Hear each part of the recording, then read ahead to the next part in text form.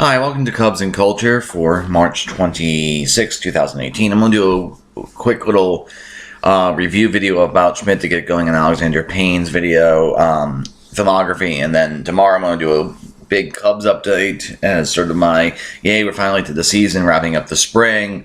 And the reason why I'm doing these three big videos back to back to back is I don't know when I'm going to have time to get to the other Alexander Payne stuff because it's being a bitch at work and everything like that. So this is probably going to be it. I'll still, of course, do the daily updates for the one person or so who is watching this, or no one. Okay, so About Schmidt came out in 2002. And it's Alexander Payne's sort of first film. It was very well received. It got 2 Oscar nominations for Jack Nicholson and for Kathy Bates for acting. It won a couple of Golden Globes, etc. I'll show you the Golden Globes because of classification in a second.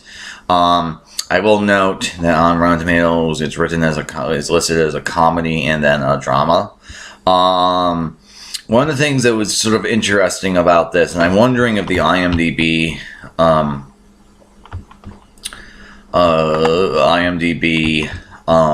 user grades actually reflect this, is I saw this movie in 2002. I was 18 years old, and I saw it in the theater, and I was the youngest person in the theater by 40 years, maybe 30, 40 years, because the movie's about retiring, a man who just retired.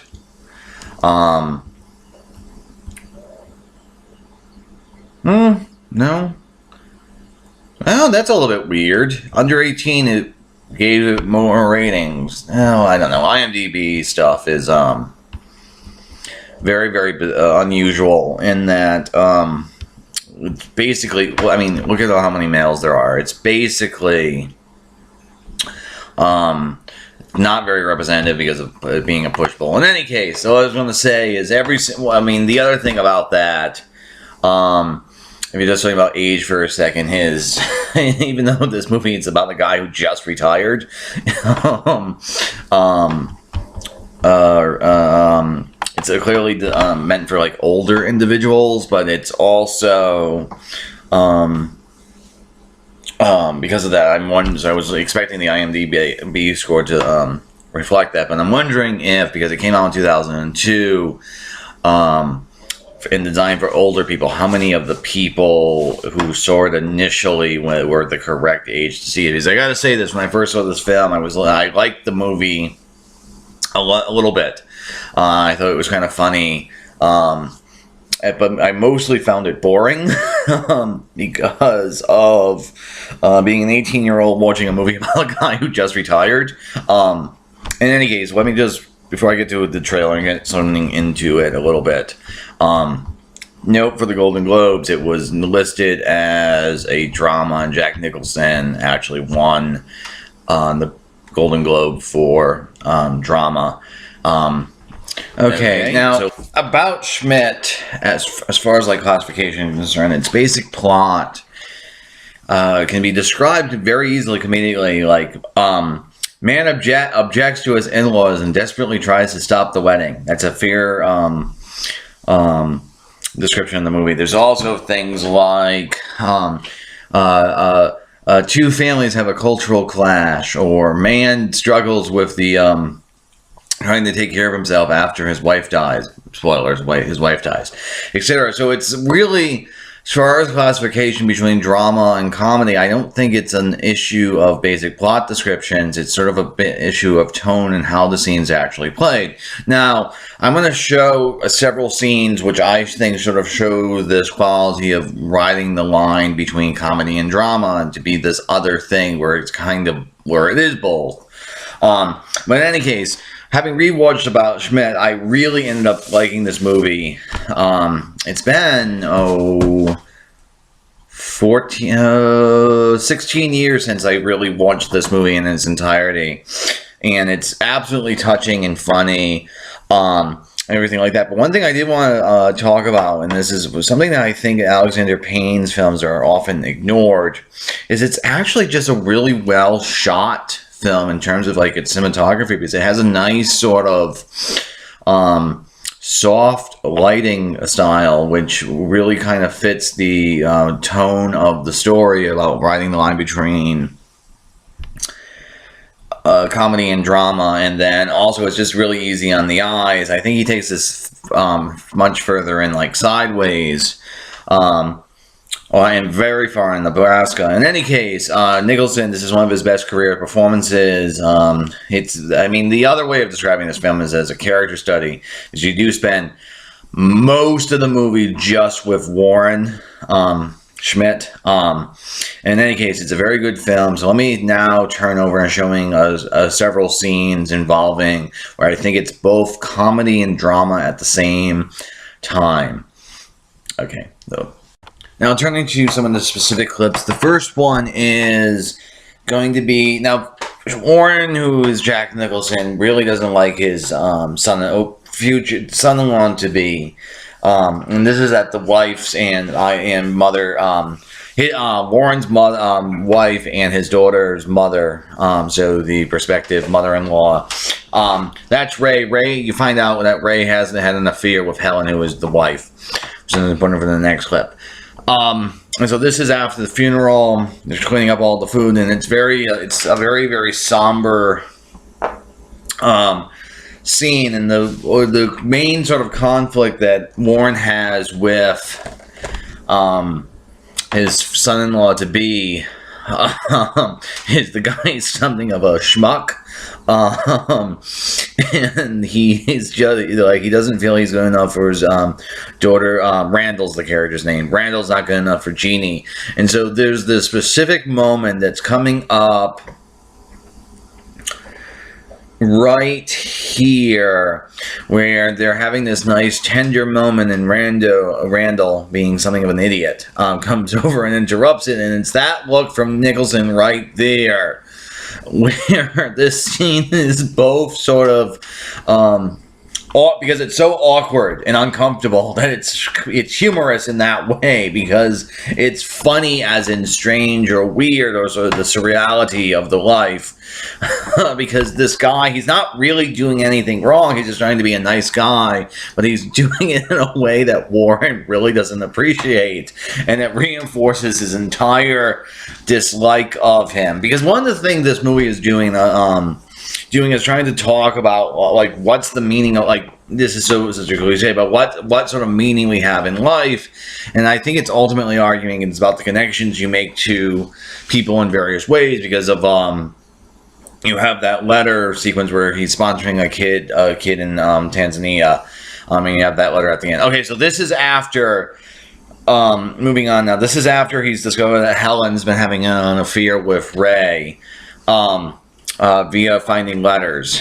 Okay, and so this scene is very, very dramatic, but there's one moment where it entirely turns on sort of the comedic, because he wants to confront Ray here, and again, because this movie's about what sort of connections you have with people and finding meaning in your connections, and this is a type of connections you have with people. But there, again, sort of comedy and drama at the sort of the same moment. This is all sort of dramatic and right in that. But what it becomes funny is it's going to be in a moment, or going to be in a beat or a second. And Nicholson does this really well. Is how he fight, like they fight like old men, which is, again, it's dramatic because they're fighting, but then also it's sort of hysterical because it's old men, like he's barely injuring, like that probably doesn't hurt at all, and the way in which Nicholson does it is so gloriously sort of awkward and amusing. Okay, so there's that. Now, after this moment in the film, he ends up going on a trip to see Jeannie because he really wants to try to reconnect her and stop the wedding. And he meets this couple from Wisconsin. The husband's off getting beer, so he's having this conversation with the wife. And when I first saw this scene, being a younger kid, I didn't fully get what the scene was. And one of the things that's interesting is if you watch the way in which Nicholson plays him here.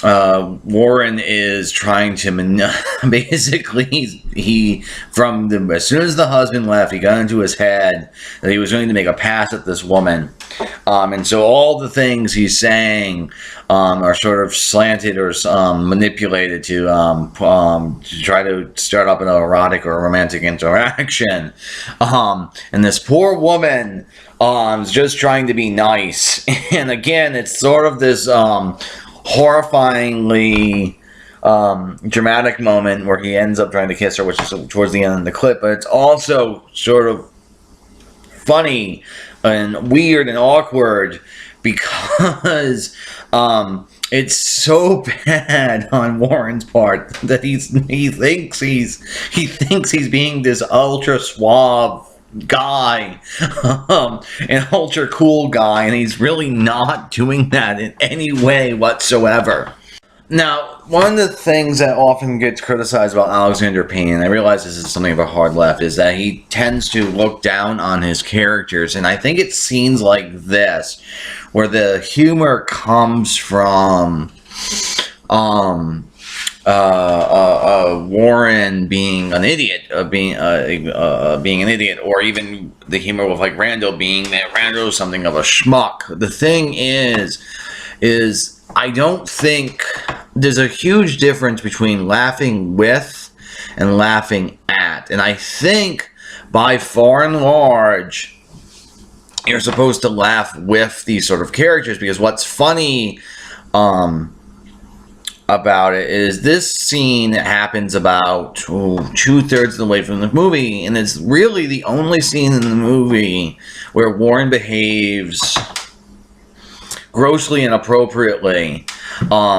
All the other sort of times where he has sort of awkwardness or bad behavior, it's always fully understood. So this one moment, I don't think you're supposed to laugh at Warren here.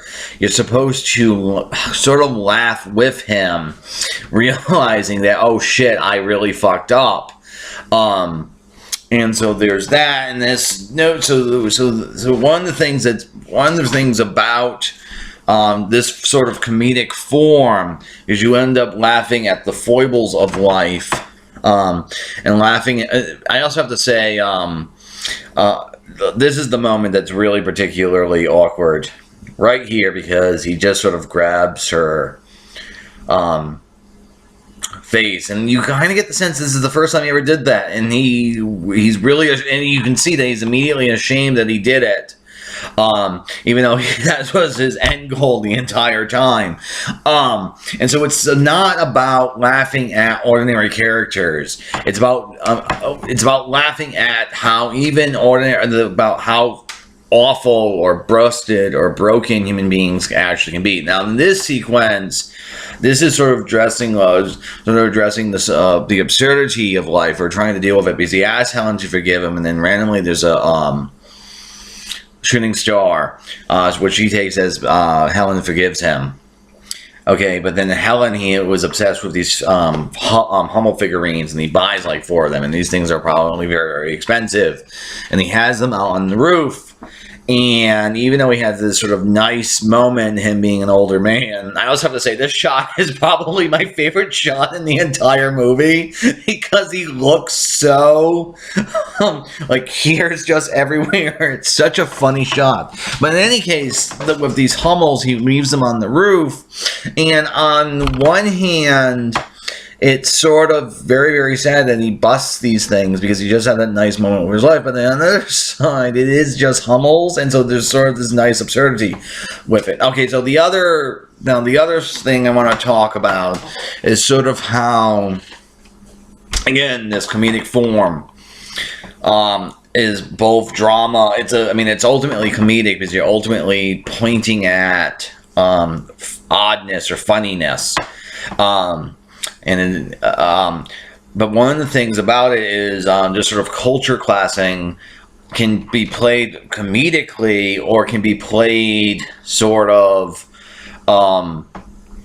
dramatically. So here's the thing. Warren is an insurance adjuster, and he's a very straight-laced character and buttoned up, very traditionalist, which is why he has trouble taking care of himself when his wife dies, etc. Roberta is very much a free spirit, who's played brilliantly by Kathy Bates. She's only in 30 minutes of the film, maybe, but she feels like she is a huge part of the story. Roberta is very much a free-spirited. In this scene, if you're in a different director's hands, and would not be, you could go multiple different ways. You could make it much more dramatic in that you have sort of this deep sort of personality conflict between sort of the straight-laced guy and the free-spirited woman. One's really in favor of the wedding, the other one is not. There's issues about money, but she'll eventually ask for a check. So you could go, so the scene could be very much played much more seriously, in that, like you could see him getting far more annoyed when she asks for money, etc. But also, it's sort of like a sitcom setup, right? Free-spirited the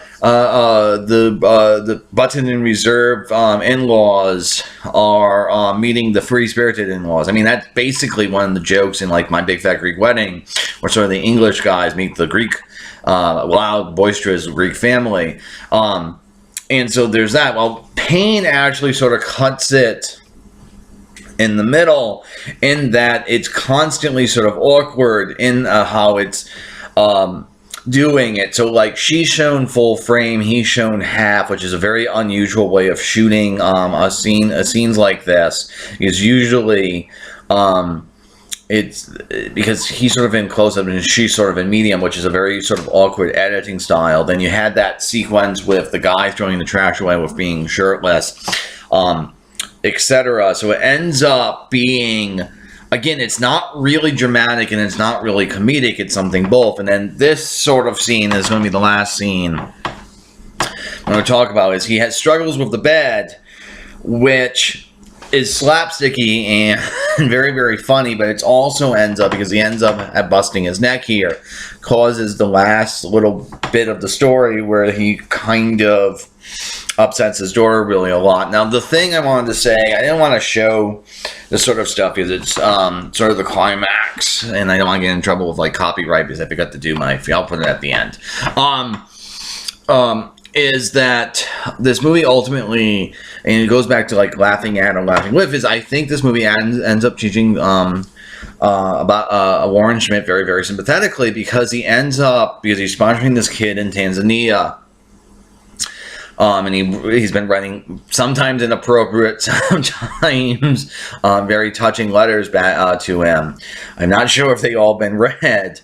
And then at the end, the climax in the movie is this letter comes in, and this kid, not the kid, because the kid can't read and write at this point, but a Catholic nun writes him and saying, hey, we've been getting your letters, please we're sending them, and here's a picture drawn by this kid. And he's really made a difference in this kid's life, because a lot of Warren's conflict isn't really about trying to prevent this wedding. It's trying to find meaning in his life after being retired. And so there's that very, very touching moment. And so that's why I end up one, really liking this film, but two, why I think of it as something of that you don't laugh at Warren, you laugh with him, because at the end of the day, he's just a normal guy, and that's very, very sympathetic. It's just that normal people are funny, and I really think that's sort of the major sort of theme of Alexander Payne's filmography, that normal people are just funny. So that's going to be pretty much it for Cubs and Culture, so see you in a bit. Okay, as always here on Cubs and Culture, the clips I show are from DVDs that I have bought. I am using minimal usage of it. I try to avoid showing climaxes. I try to remove sounds. I do not monetize my channel. I do this for commentary, criticism, and educational purposes. It is, I believe, I am claiming the use of this copyright under fair use. Okay. Have a good day.